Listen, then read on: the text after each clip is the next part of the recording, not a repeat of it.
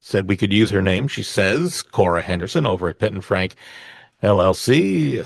Her mom passed away, and we're sorry to hear that, in January. Left no will, but an outstanding mortgage on the family home.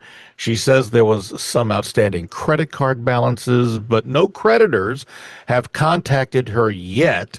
So Stephanie is now asking us, and I guess you, Cora, what happens to the house and her mom's debt that she has? Well, Stephanie, so sorry for your loss. It sounds like you're asking, very common questions during this time, and we could probably make an hour-long show on, unpacking all of those questions. So try to keep it brief here. I will say that in order to move the real estate, we would need to consider a couple of different items, especially being that, your mother died without a will. So she died what we called intestate.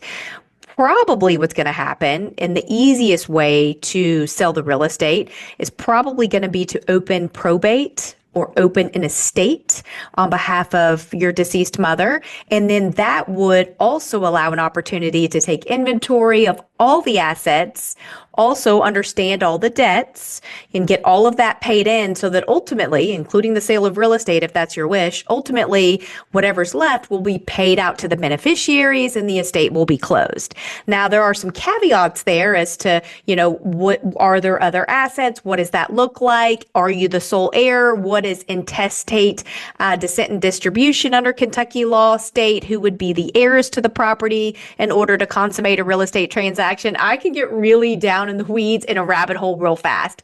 So, would be delighted to walk you through that and what your situation looks like offline. But I think, it all depends whether you had a will, didn't have a will, opened an estate, didn't open an estate. But the creditor's rights actually for an intestate, when there's no probate open, those creditor's rights last for 2 years. So it's quite a long time.